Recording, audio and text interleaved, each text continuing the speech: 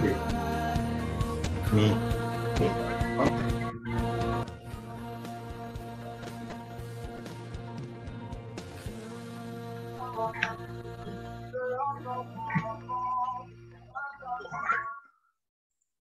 Halo teman-teman, selamat pagi. Selamat datang di Tim GKI Medan. Nah, hari ini bersyukur sekali kita dapat bertemu kembali lagi di Tim GKI Medan. Dan teman pengurus baru yang baru diteguhkan tadi. Yeay. Oke ya teman-teman, sebelum kita memulai ibadah, yuk kita berdoa dulu yuk. Mari kita berdoa. Tuhan Yesus, terima kasih atas anugerah-Mu kita dapat berkumpul kembali lagi dan beribadah bersama di ibadah online ini. Tuhan tolong berkatilah ibadah ini dari awal, pertengahan, sampai akhir. Dalam Tuhan Yesus kami berdoa dan mengucap syukur. Amin. Ya teman-teman, mari kita menyanyikan lagu pertama, Tuhan Yesus baik. Bersorak-soraklah bagi Tuhan, hai seluruh bumi. Beribadahlah kepada Tuhan dengan sukacita. Datanglah ke hadapannya dengan sorak-sorai. Mari kita angkat pujian Tuhan Yesus baik.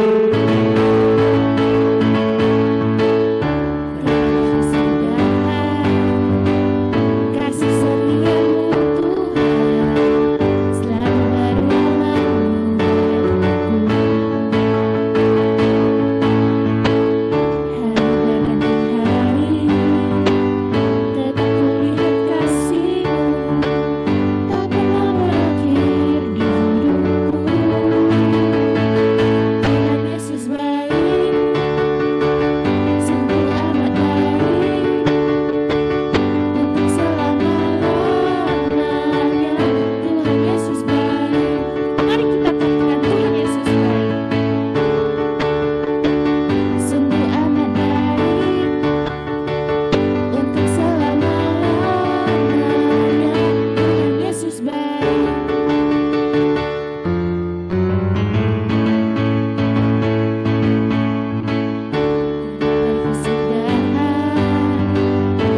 setiamu Tuhan, selalu berulang-ulang.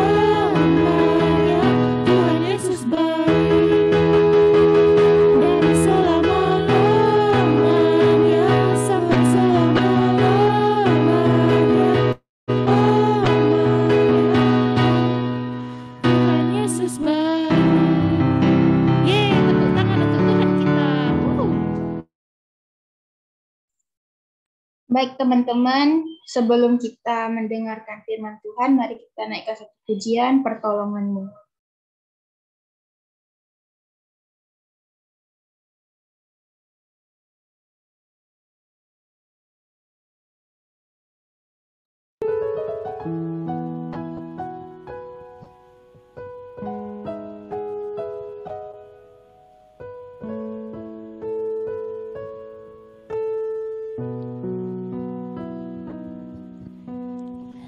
hatiku tenang berada dekatmu. Kaulah jawaban hidupku. Hatiku tenang berada dekatmu. Kau yang pelihara hidupku. Pertolonganmu begitu ajaib. Kau telah memikat hatiku. Di saat aku tak sanggup lagi, di situ tanganmu bekerja.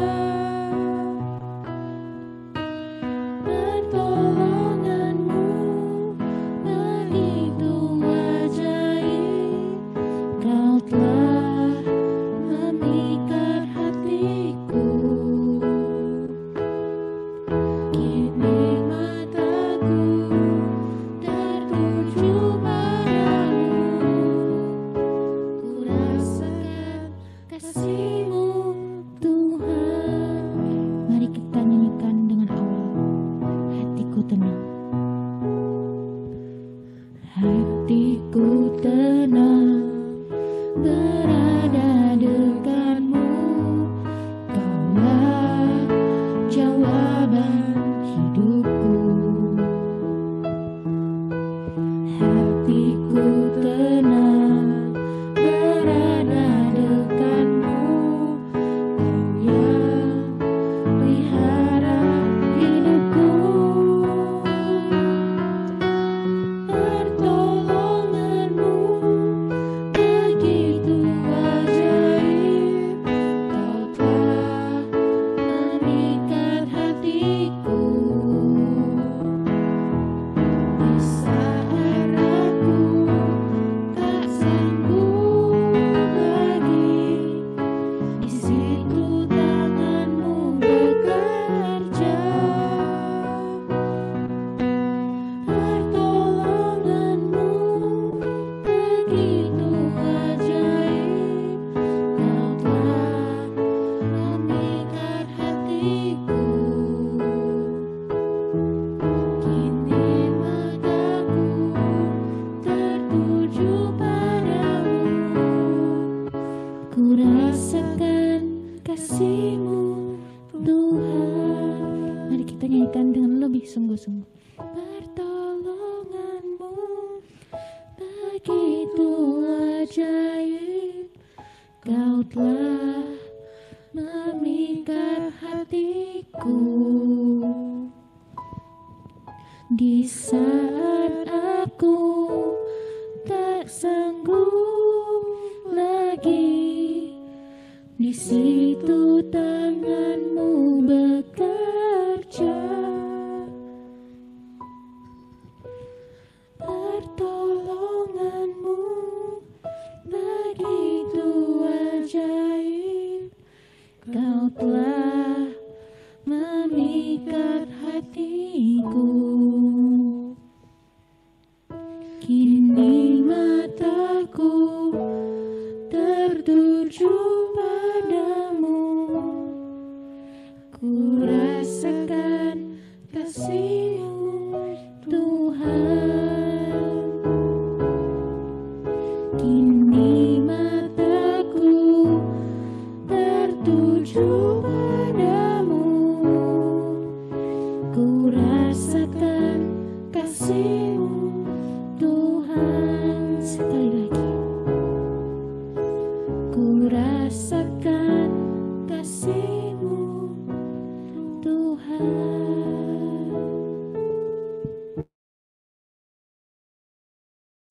Oke, kita serahkan kepada contoh Ridwan. Silakan.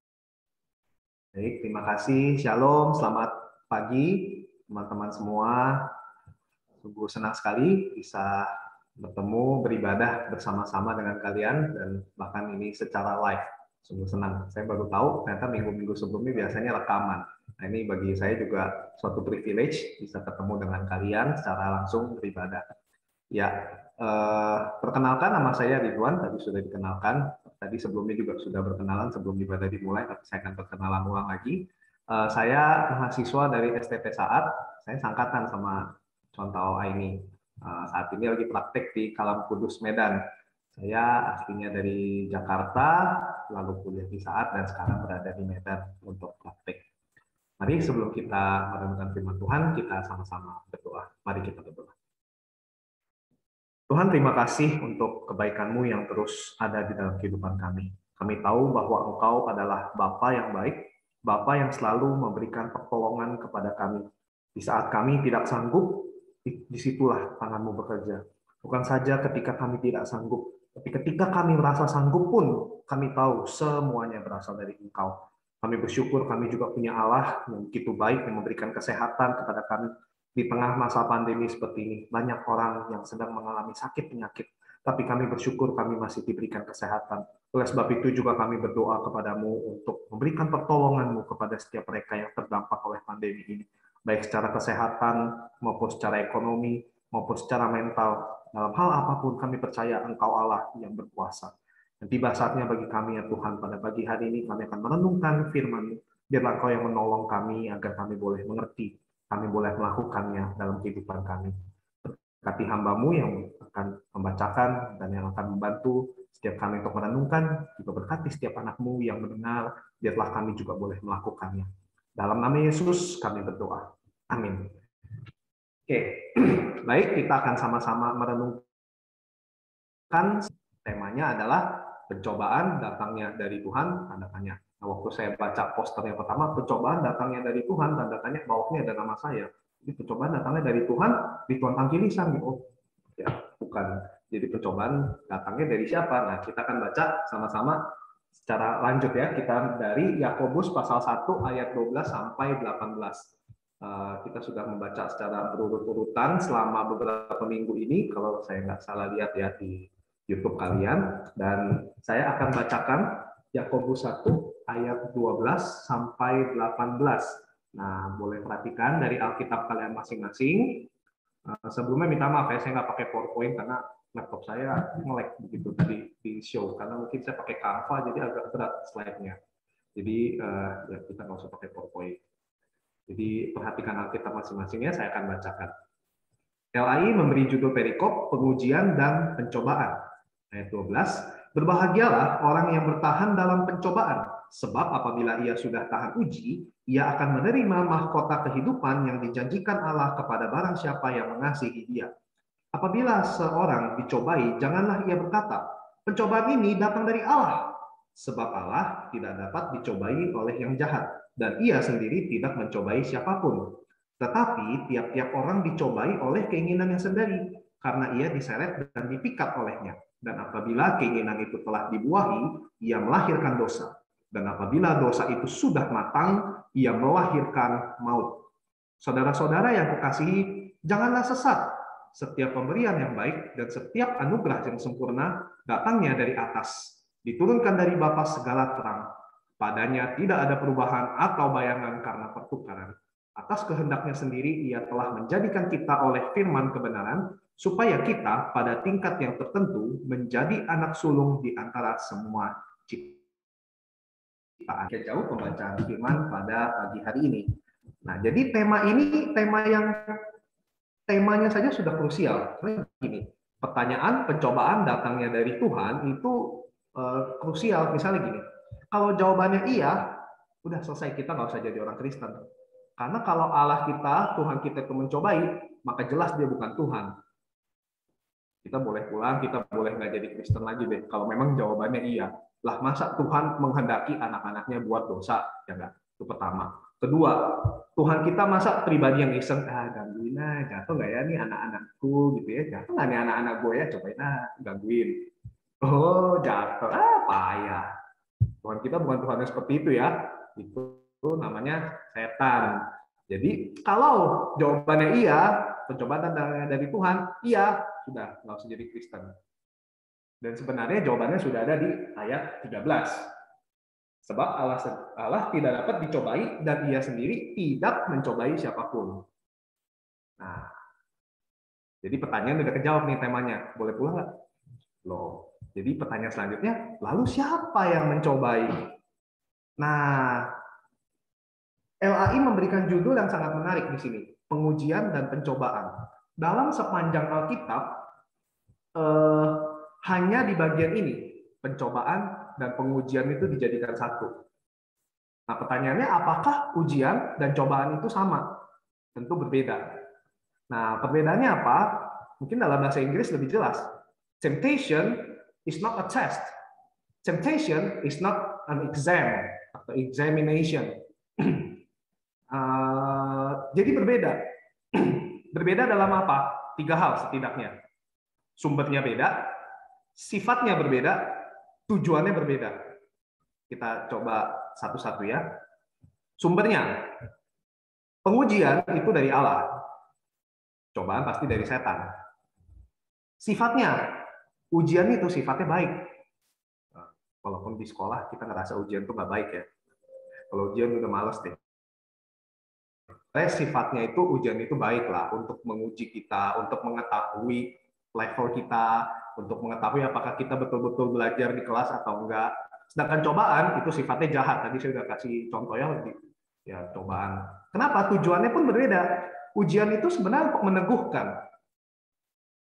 Kalau ujian kita berhasil, pasti kita lebih kuat. Pasti kita lebih pintar. Pasti kita lebih dari yang sebelumnya. Nah, kalau cobaan, tujuannya apa? Menjatuhkan. Tadi ya, jatuh nggak ya nih?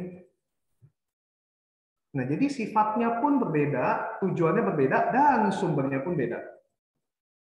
Jadi kita dari sini sudah tahu pencobaan itu datangnya dari setan, dari iblis. Nah, tapi apakah di dalam sehari-hari kita bisa membedakan ini dengan mudah? Nah, seringkali enggak ya.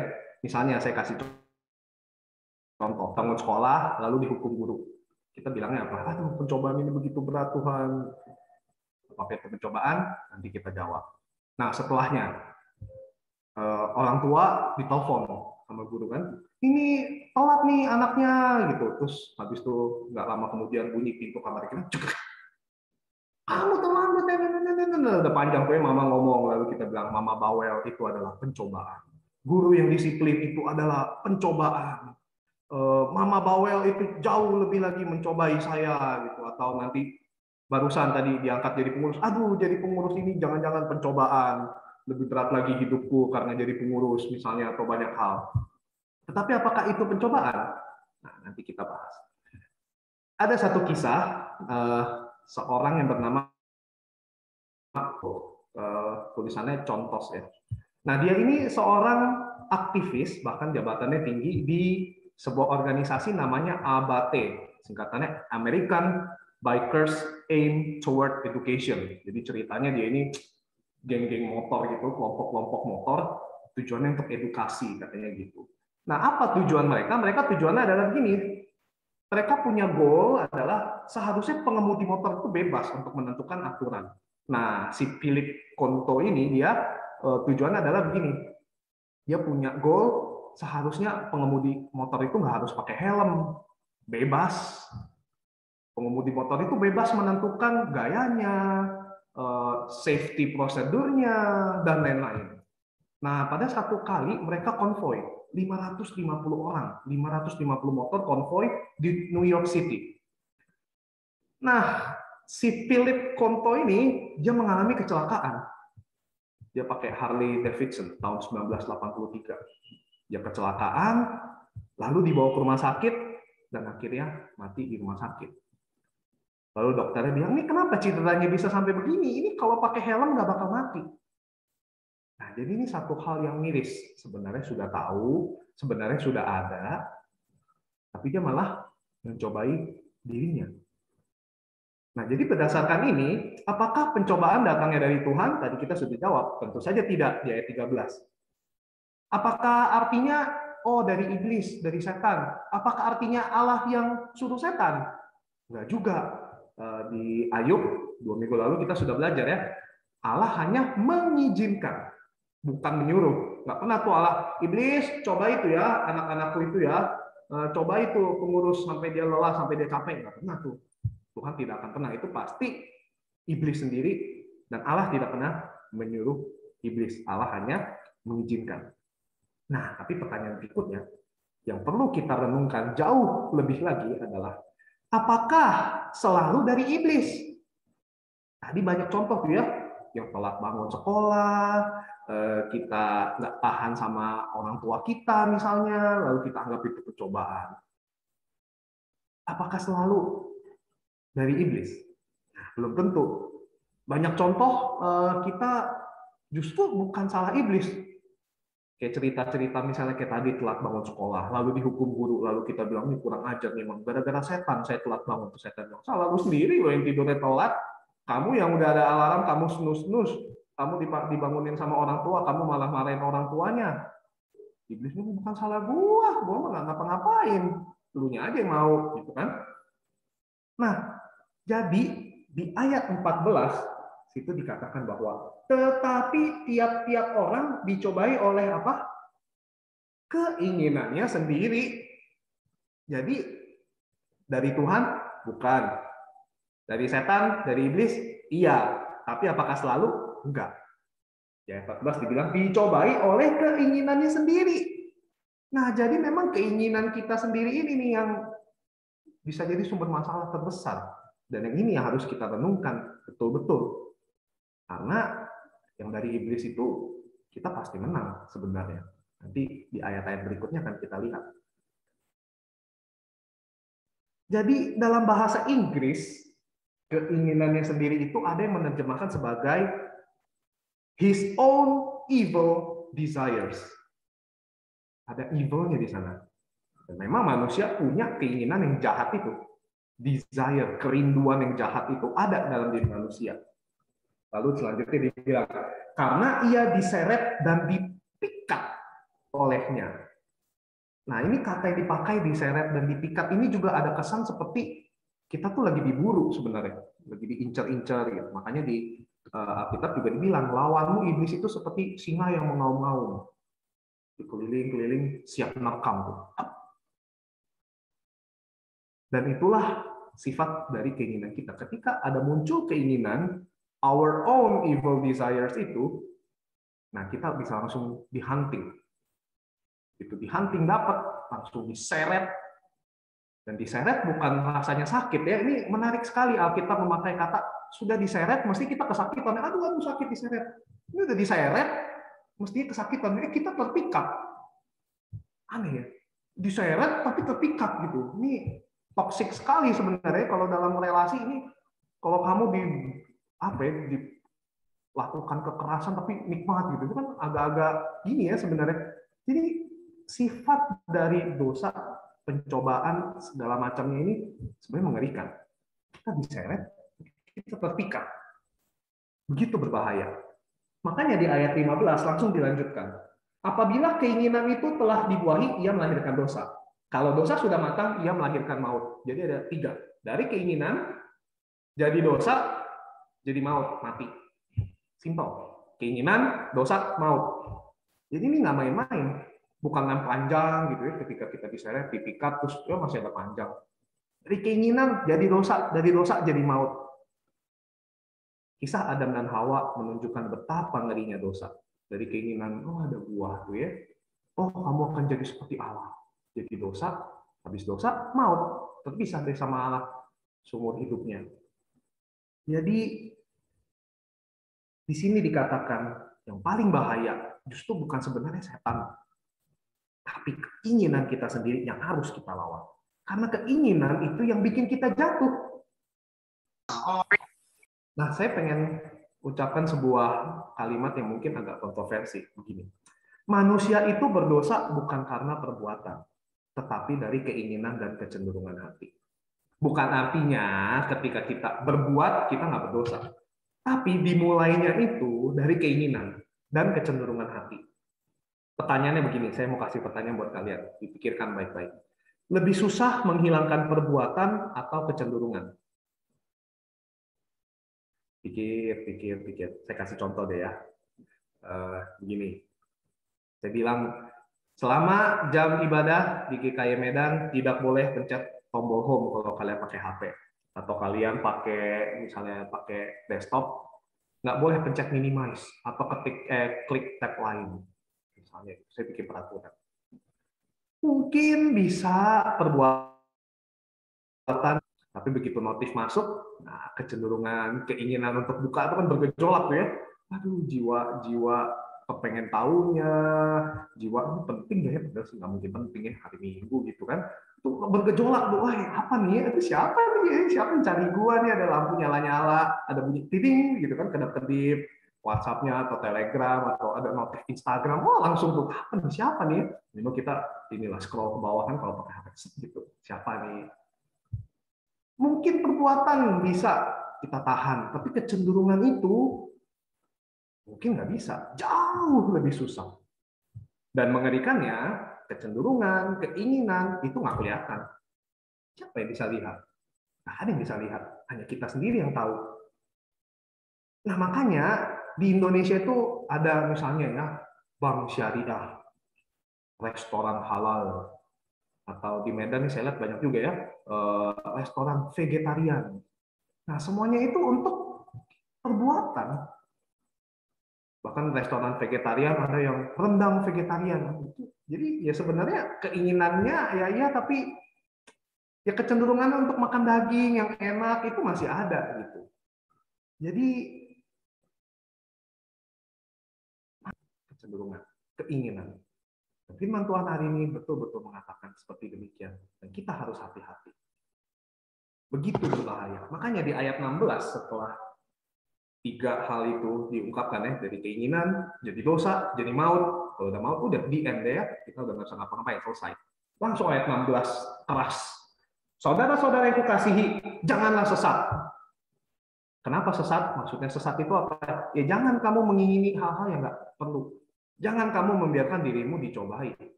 Jangan kamu justru ketika diuji, kamu lari-lari untuk mencobai diri. Jangan ketika kamu udah tahu ada yang nggak benar, kamu tetap jangan sesat. Nah, tapi kita bersyukur ya, agama Kristen itu agama yang justru ketika di tengah badai, kita bisa diberi ketenangan. Ketika di dalam kegelapan, ada terang. Langsung ayat 17 dibilang, setiap pemberian yang baik, anugerah yang sempurna datang dari atas. Bukan sekadar datang dari atas, tapi diturunkan dari Bapa segala terang. Kenapa pakai istilah terang di sini? Tadi saya sudah bilang sedikit. Pencobaan, dosa, segala sesuatunya mungkin datang gelap-gelap dan lebih enak kalau dilakukan dalam gelap. Kenapa? Nggak ada yang tahu. Tapi Tuhan datang memberikan terang ilahi itu untuk menyucikan kita. Bagian-bagian yang kita ingin sembunyikan, yang kita nggak suka orang lain lihat, nah Tuhan memberikan terang itu. Dan di dalam terang, kegelapan yang ada itu pasti hilang. Nggak pernah kita lihatnya gelap menang lawan terang. Pasti ketika ada gelap, terang masuk, gelap ini hilang. Itu udah pasti. Jadi makanya ada orang ateis yang bilang begini, saya ini paling nggak ngerti sama kekristenan, itu agama paling bodoh. Karena kalian sudah memprediksi menurut versi kalian. Lalu ada juga apologet Kristen yang menjawab, yang bodoh itu kamu udah tahu ceritanya, kekristenan Tuhan itu pasti menang lawan setan, kamu malah ikut setan. Yang bodoh siapa? Nah makanya kita caranya untuk melawan pencobaan adalah kita ikut yang menang. Serahkan diri kita ke dalam terang. Jangan justru berada di dalam kegelapan. Suka yang gelap-gelap. Justru dalam gelap itu kita bisa aneh-aneh. Bahaya. Nah, tahu dari mana kita bisa? Ayat 18. Atas kehendaknya sendiri, ia telah menjadikan kita oleh firman kebenaran, supaya kita pada tingkat tertentu menjadi anak sulung. Supaya kita, kalian semua, kita sama-sama, pada tingkat tertentu dijadikan yang sulung. Firstborn, buah sulung. Dan sudah ada yang sulung sebenarnya. Sudah ada yang pernah melakukannya. Siapa? Tuhan Yesus. Dia pernah dicobai. Dan dia tidak jatuh. Di ayat 13 juga tadi dibilang ya, sebab Allah sendiri tidak dapat dicobai. Dan Tuhan Yesus ketika di awal pelayanannya dia dicobai oleh iblis. Dan dia berhasil. Menang bahkan. Jadi melalui ini kita tahu bahwa sebenarnya endingnya kita udah tahu. Prosesnya aja gimana. Memang ada keinginan-keinginan dalam hati kita ingin yang enak-enak, kita ingin yang instan-instan, kita ingin melawan Tuhan. Itu wajar. Tapi bagaimana kita melawannya? Di ayat 18 dikatakan kita itu bisa menjadi yang sulung. Dan sudah ada sebenarnya, yaitu Yesus Kristus. Kita tinggal ngikut sebenarnya, kita tinggal ngikut aja. Ikut jejak Yesus. Dan nanti di belakang-belakang kita ada juga yang ikut. Adik kita, atau nanti ketika kita lebih besar, kita dipercayakan anak didik. Nah, orang-orang itu juga akan mengikuti kita. Dibilang, itu kakak adalah buah sulung yang saya ikuti. Dan di ayat 12, jadi sebenarnya ayat ini dibuka dan ditutup oleh berita yang sukacita. Di ayat 12 dikatakan, berbahagialah orang yang bertahan dalam pencobaan. Sebab apabila ia tahan uji, ia akan menerima mahkota kehidupan. Nah, mahkota di sini tuh mahkota yang bukan sekedar mahkota raja ya, tapi ini mahkota yang diberikan atas perjuangan. Nah, biasanya kata mahkota ini dipakai ketika ada kemenangan, misalnya orang militer, ini bahasa yang dipakai seperti itu, atau olimpiade. Nah, kita baru selesai nonton olimpiade ya, ada yang nonton, mungkin ada yang nonton ya. Begitu terharu kita bisa melihat Indonesia dapat emas, khususnya di badminton ganda putri.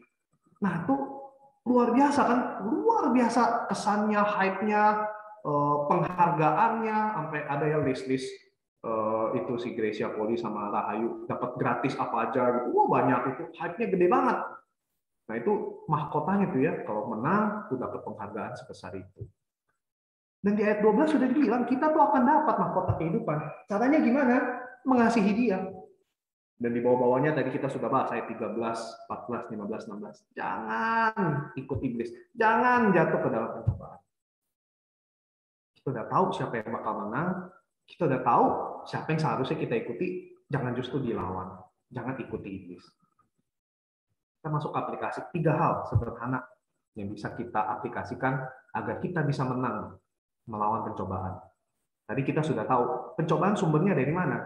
Bukan dari Tuhan, betul dari iblis, tetapi nggak semua dari iblis. Dari keinginan kita sendiri pun banyak muncul. Jadi bagaimana? Yang pertama, kita perlu sadari keadaan dunia. Jangan kita anggap enteng dunia. Betul kita menang, betul kita kuat karena Tuhan. Tetapi dunia pun begitu mengerikan. Saya baca di Kominfo misalnya ya, itu sekarang situs hoax ada 800.000, saya nggak ngerti, banyak banget, niat banget gitu ya bikin berita palsu. Kita bikin berita beneran aja ketik udah susah ya, ini bikin berita palsu sangat niat. Situs porno hampir 2 kali lipatnya, 1,5 juta. Nah, teman-teman sekarang punya gadget, pakai betul-betul. Sadari keadaan dunia begitu mengerikan.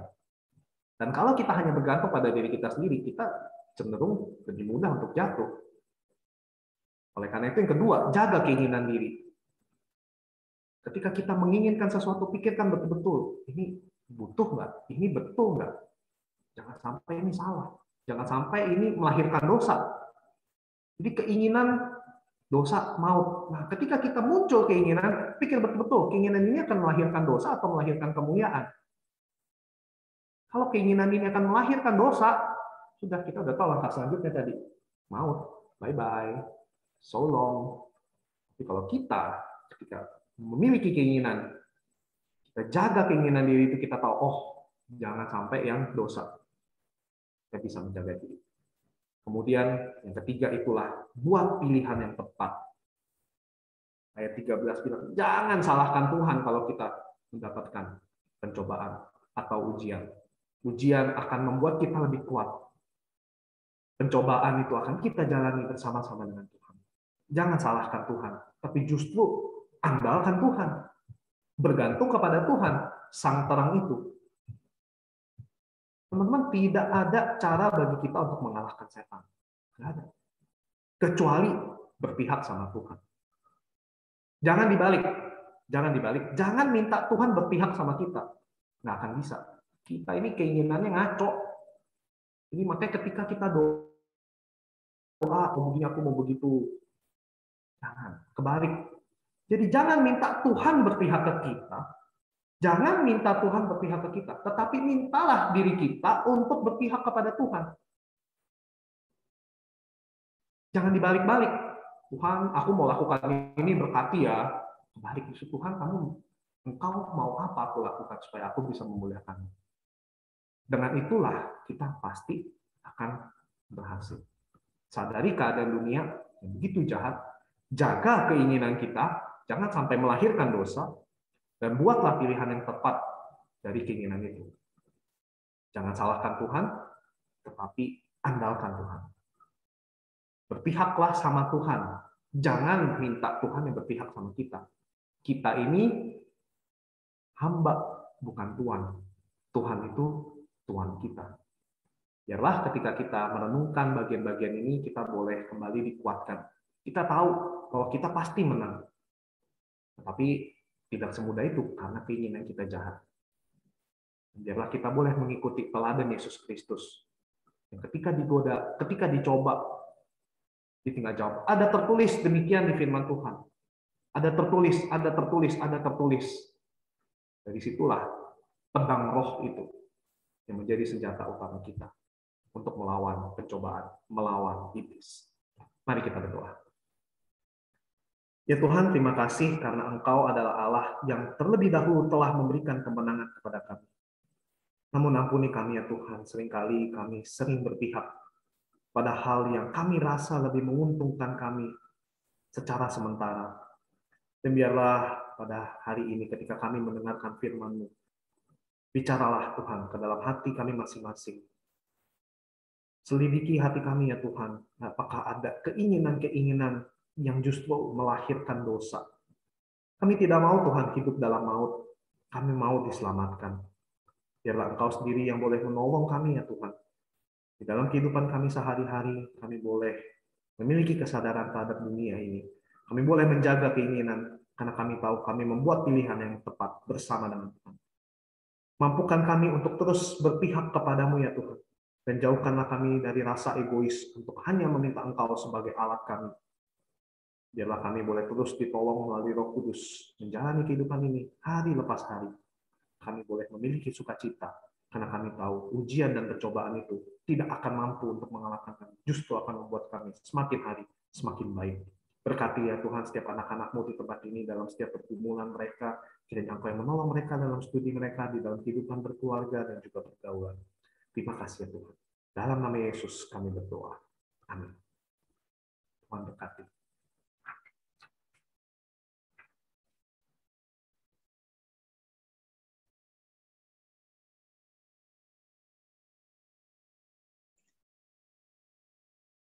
Terima kasih Chantal Ridwan untuk khotbahnya hari ini.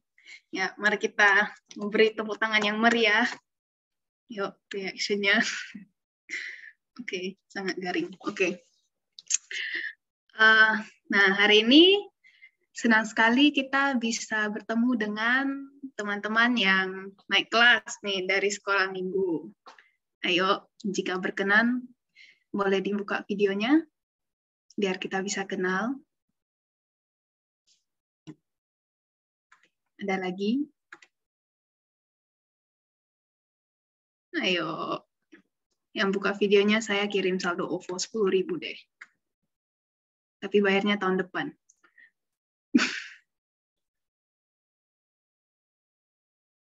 Kita mulai dulu dengan yang sudah buka ya videonya.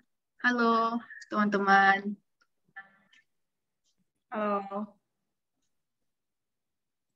Selamat datang di tim GKI Medan.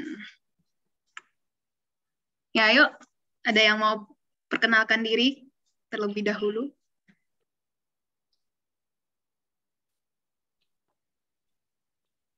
Tidak ada.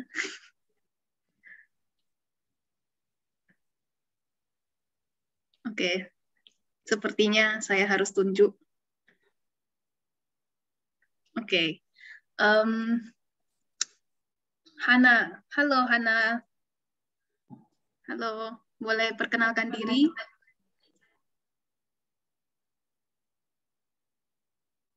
Halo, apa kabar? Halo. Halo Hana. Sekarang kelas SMP 1 ya? Ya, Sekolah di? Wellington. Oh, oke. Selamat datang di Tinggi Medan. Selamat datang, Hana. Datang. Ya, oke. Ada lagi? Siapa lagi?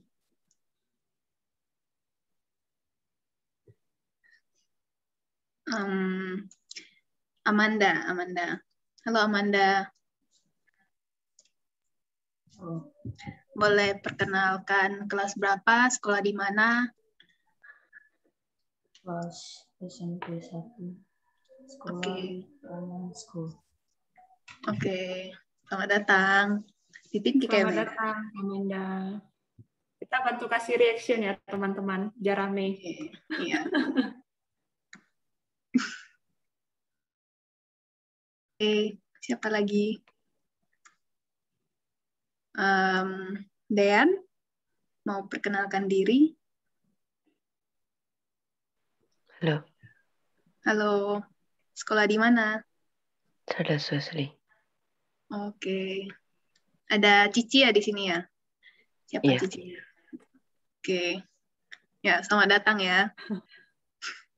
Selamat datang, Dean. Adiknya Eliora. Yeay.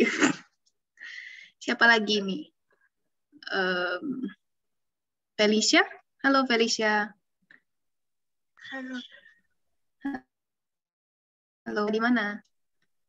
Sekolah di Prime 1. Oh, oke. Selamat datang. Yeay. Oke. Selamat datang, Felicia. Ini juga ada kokonya. Oh, oke. Siapa lagi nih? Joyce. Halo Joyce. Halo, Halo. Boleh perkenalkan diri? nama saya Joyce, kelas SMP 1, sekolah di Metodis Pelita Kasih. Oke, thank you. Selamat datang di GKI Medan. Terima kasih. Selamat datang, Joyce. Oke. Dan yang terakhir, Giselle. Halo Giselle.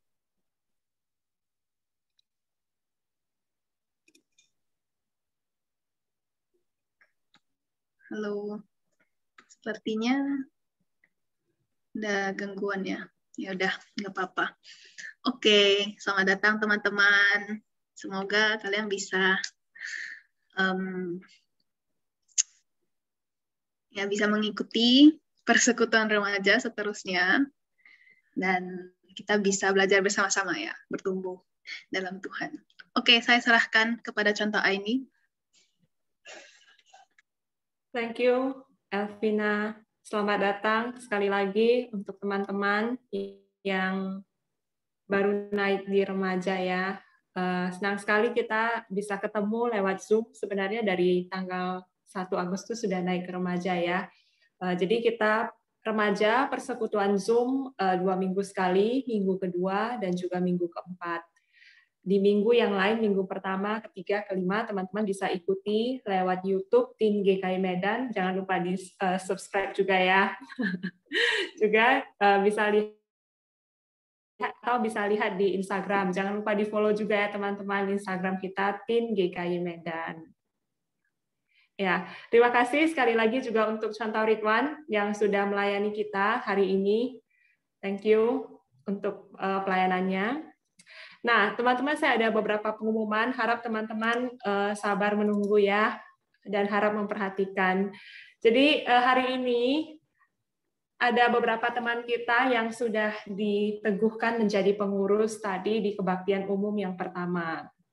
Nah, jadi saya mau memperkenalkan mereka kepada teman-teman. Inilah teman-teman kita yang menjadi pengurus yang melayani di Tim GKI Medan. Nanti ketika saya sebutkan namanya, teman-teman pengurus ini juga buka video ya. Terus kalian yang perkenalkan sendiri, melayani di bidang apa gitu ya. Kalian yang perkenalkan sendiri. Nah, kita langsung mulai saja dari yang tadi sudah ngomong dulu nih. Silahkan, Elvina. Ya, halo teman-teman. Ketemu lagi dengan saya. Saya Elvina, melayani sebagai ketua dan pemerhati perempuan. Yeay, Bu Ketua kita. Thank you, Elvina. Selanjutnya, Gaby. Halo, saya Gaby. Saya sekretaris dan bendahara.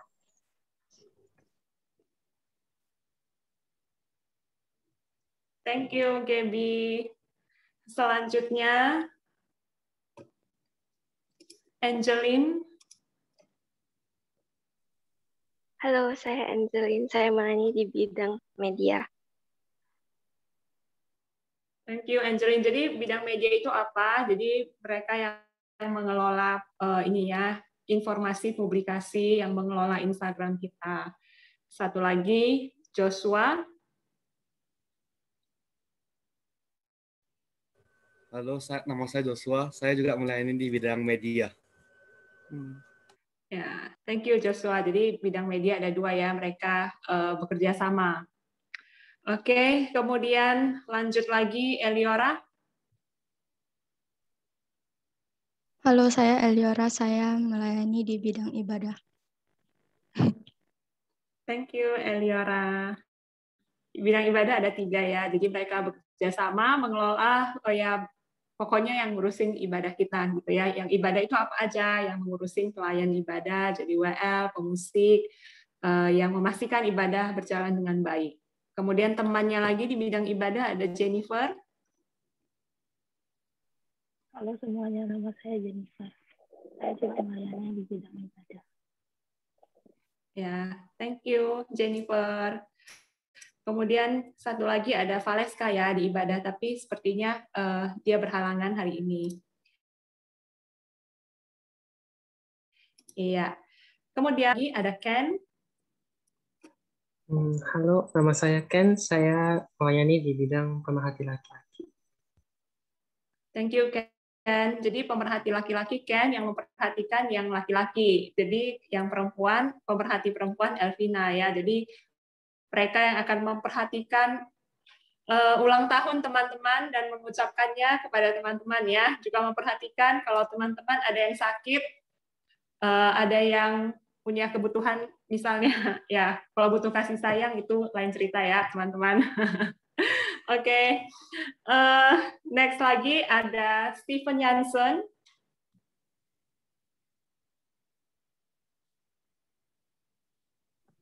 Halo, saya Stephen Jansen. Saya melayani di bidang perlengkapan Zoom.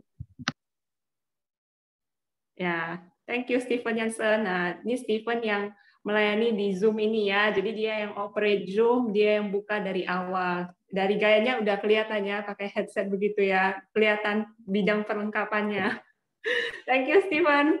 Bidang perlengkapan satu lagi, Russell, silakan.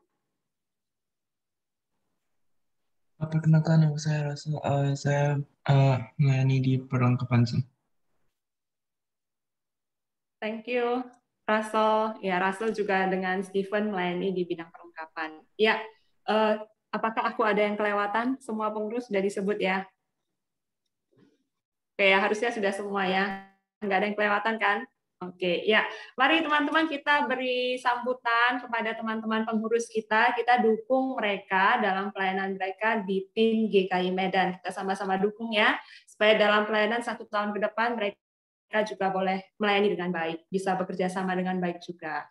Ya, nah kami juga mau ini ya mengucapkan terima kasih juga kepada teman-teman pengurus periode lalu nih, Cici-Cici dan Koko-Koko yang sudah melayani. Ini secara resmi ya diumumkan di sini. Kami berterima kasih kepada kalian yang sudah melayani di tim GKI Medan. Nah, untuk yang ini saya persilakan juga buka video on cam kalau tidak keberatan dengan segala hormat. Jadi beberapa teman-teman yang melayani di periode kepengurusan kemarin ya. Chrisella. Ya, halo semuanya. Ya, semoga untuk kepengurusan selanjutnya agar bisa membuat tim GKI Medan lebih bertumbuh dalam Tuhan lagi. Amin. Thank you. Thank you, Krisela, Bu Ketu. Ya, kemudian Jocelyn. Ya, aku itu dulu di bidang bendahara dan pemerhati. Nah, semoga nanti pemerhatinya bisa memerhatikan dengan baik. Udah, itu udah. Semangat, guys. Thank you, Jocelyn. Selanjutnya, Bima. Selamat untuk yang jadi pengurus yang baru, tetap semangat, terus harus kompak satu sama lain. Jika ada kayak hal yang kayak masalah, kita bilang bisa diselesaikan dengan baik. Ya, terima kasih jawabannya. Thank you, Bima. Next, Perlin.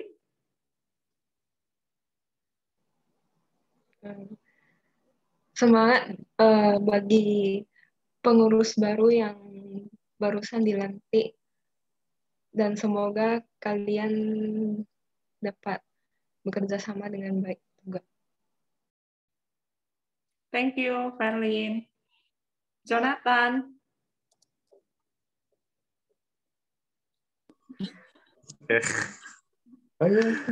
Tetap semangat melayani Tuhan. Udah itu aja.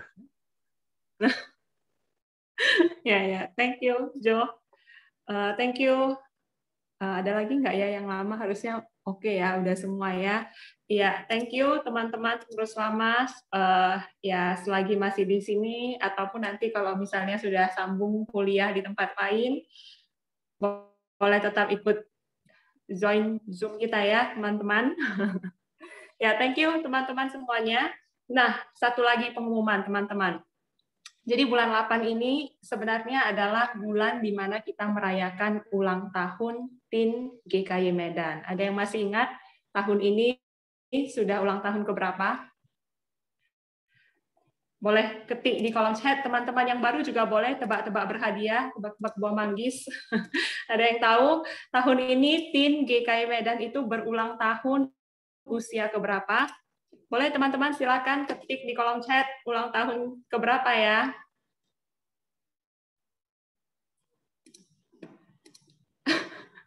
Ayo tebak angka terserah.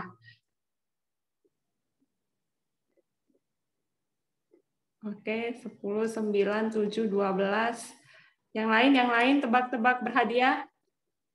Yang tebak benar nanti saya kirimkan McD.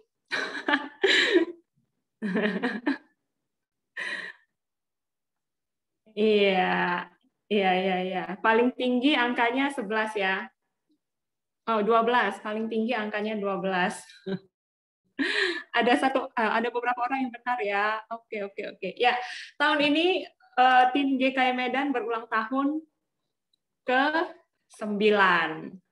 9.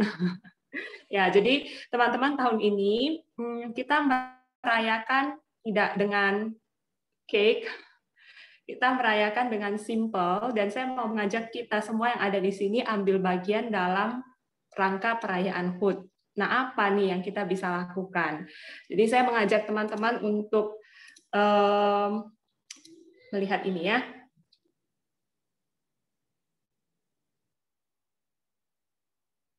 Nah, jadi teman-teman saya mengajak kita untuk ambil bagian dalam sebuah simple act saja, sebuah hal sederhana yang kita bisa sama-sama lakukan dalam rangka HUT GKY Medan yang ke-9.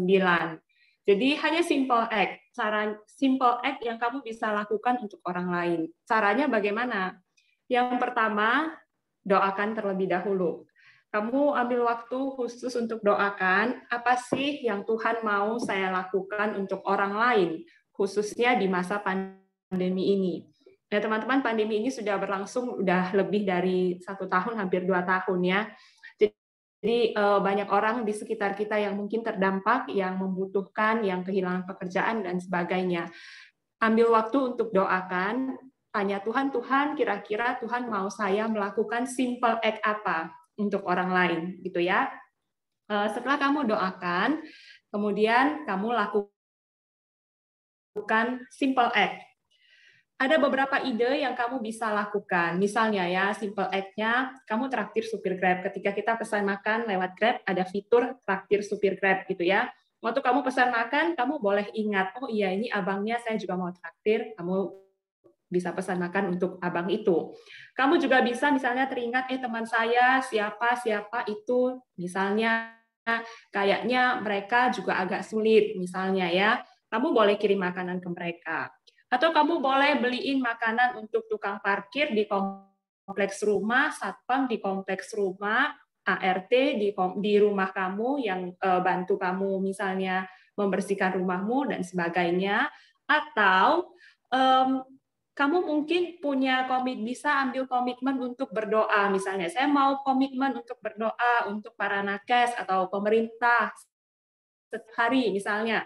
Saya ambil waktu sebelum tidur, saya mau ingat mereka di dalam doa saya mau doakan. Itu juga simple act yang matters ya teman-teman. Kamu boleh lakukan beberapa itu. Boleh cuma lakukan satu item ataupun hal-hal lain yang kamu terpikir ya, ide lain, silahkan. Mau lakukan semua ini juga silahkan, bebas. Jadi mulailah eksekusi. Lakukan simple act itu mulai dari hari ini sampai tanggal 30 Agustus. Nah, kalau kamu mau lanjutkan di luar rentang waktu itu, silahkan. Rentang waktu ini kami berikan supaya ada satu momen aja ya, dalam momen HUT GKI Medan kamu lakukan itu. Kalau mau lanjutkan di lain itu, terserah, boleh-boleh saja, gitu ya. Nah, setelah kamu sudah lakukan, kamu boleh share pengalaman kamu melakukan simple act itu melalui WA ke saya. Harusnya kalian sudah punya nomor WA saya ya. Kamu boleh share, misalnya contoh waktu itu saya waktu pesan tanggal berapa, misalnya waktu saya pesan mie pangsit di Grab, saya juga bikin traktir supir Grab, saya pesan ke dia mie pangsit misalnya. Terus abang itu bilang, wah makasih ya, makasih, kayaknya abang itu senang waktu saya traktir dia, misalnya begitu kan. Kamu share pengalaman itu, kamu ketik, kamu chat WA ke saya, atau misalnya kamu mau voice note, males ketik, terserah. Kamu kasih tahu ke saya. Kamu rasain apa? Oh, waktu abangnya senang, waktu abangnya bilang dia thank you banget ke saya karena saya traktir dia, saya juga ikut senang loh, Fantau. Nanti lain kali, besok-besok misalnya, saya mau lakukan itu lagi. Misalnya, apapun ya pengalaman kamu yang kamu rasakan. Setelah kamu chat ke saya, kisah-kisah kalian itu, kisah-kisah semua orang yang chat ke saya itu akan saya compile, saya kumpulkan, dan saya akan publish di bulan September di Instagram kita. Jadi saya publish, tenang saja ya, saya tidak sebutkan identitas kalian. Jadi ya ini saya jaga privasinya. Jadi mungkin yang tahu itu hanya kamu, Tuhan, dan saya gitu ya. Saya akan publish dengan no name ya, tidak ada nama, tidak ada identitasnya. Nah, tujuannya adalah supaya kita bisa mengingat momen ini, momen kamu melakukan act ini, kamu berdoa, menggumulkan, bertanya pada Tuhan, and then you do it, and then you share it. Nah, ketika kita share, terus kita bagikan ke orang lain yang bisa baca, mungkin orang lain juga bisa tergerak gitu ya. Mungkin orang lain juga bisa terinspirasi dari itu, dan mereka juga mungkin bisa melakukan hal yang sama. Nah, ini simple act yang kita bisa lakukan sebagai anak-anak Tuhan untuk ikut ambil bagian. Nah, kira-kira teman-teman paham nggak dengan hal ini? Ada yang mau nanya nggak? Ada yang mau bertanya? Boleh di chat, boleh langsung tanya juga boleh.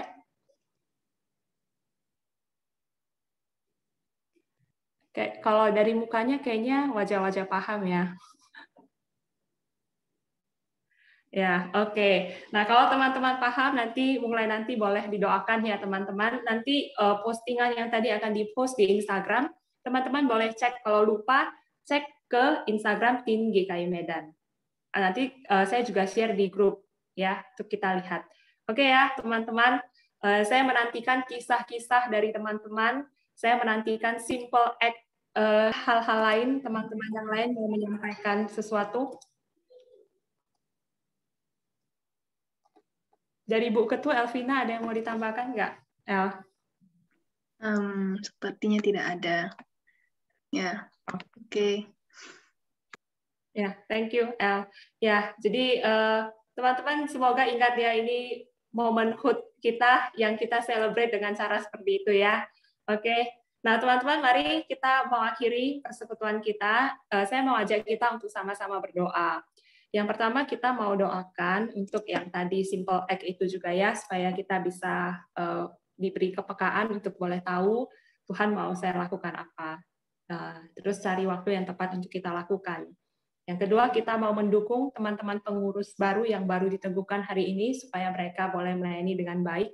Yang ketiga, kita sama-sama berdoa untuk satu orang teman kita di TIN, Wilson, yang papanya dipanggil Tuhan hari Rabu kemarin. Jadi Wilson hari ini tidak hadir di Zoom kita, tapi kita dukung dia di dalam doa kita, dukung Wilson, dukung keluarganya dalam kondisi berduka ini ya, supaya Tuhan yang menghiburkan dan Tuhan yang menguatkan.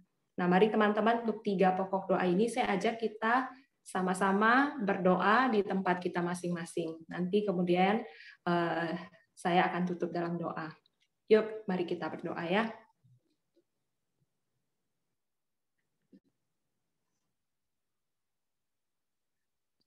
Terima kasih Tuhan, kami mengucap syukur buat kasih setia dan kebaikan-Mu, biar Engkau yang terus memimpin dan menyertai setiap kami.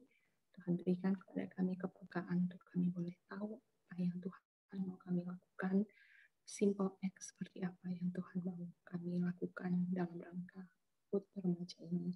Biar kami boleh diberi kepekaan untuk melakukannya. Kami menyerahkan setiap diri kami sepenuhnya dalam tangan Tuhan. Dan juga mau berdoa ya Tuhan untuk teman-teman pengurus baru yang baru diteguhkan hari ini. Mohon Tuhan yang berbelas kasih, Tuhan yang menyertai supaya mereka boleh diberikan kesehatian, diberikan kemampuan, diberikan hikmat, hati yang sungguh-sungguh kepakai melayani kami. Kami menyerahkan untuk Wilson dan keluarganya yang saat ini sedang berduka. Kiranya Tuhan yang menguatkan, Tuhan yang menghiburkan, Tuhan yang memberikan anugerah kepada Wilson, keluarganya, supaya mereka boleh kuat menghadapi semua. Terima kasih ya Tuhan. Kami menyerahkan setiap diri kami ke dalam tangan Tuhan. Kami juga bersyukur untuk hari ini kami boleh ada kesempatan berkumpul di Zoom. Kiranya Tuhan menolong anak-anak-Mu ini supaya kami boleh menjadi pelaku-pelaku firman. Tuhan yang tolong untuk hamba-Mu, contoh Ridwan juga dalam pelayanan kesehatannya. Kami serahkan setiap diri kami dalam tangan Tuhan. Kiranya kasih karunia, damai sejahtera, perlindungan, penyertaan, penghiburan dari Allah Bapa, Allah Anak, dan Roh Kudus turun menyertai kami sekalian. Terima kasih Tuhan, dalam nama Tuhan Yesus kami naikkan doa kami. Amin. Amin. Thank you teman-teman. Sebelum leave boleh minta kesediaannya untuk buka sekali lagi videonya, ya kameranya. Kita foto sebentar ya. Oke. Boleh teman-teman? Yang di samping Bima itu. Hai Yudi. Yud, jangan sembunyi Yud. Ya, silahkan. Makin panjang rambutnya. Iya.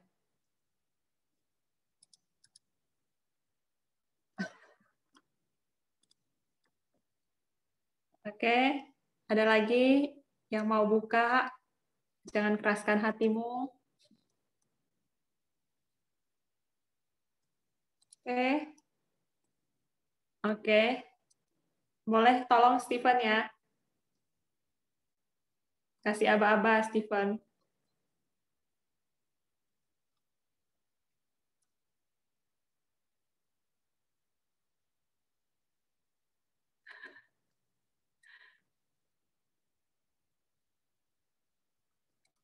Oh ya, Stephen, Russell juga boleh ya. Yuk, Stephen, Russell.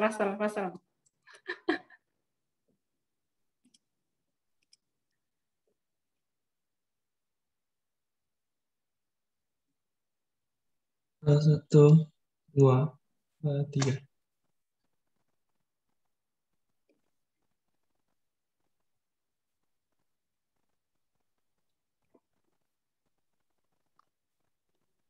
Oke, dah. Sudah? Oke, Russell.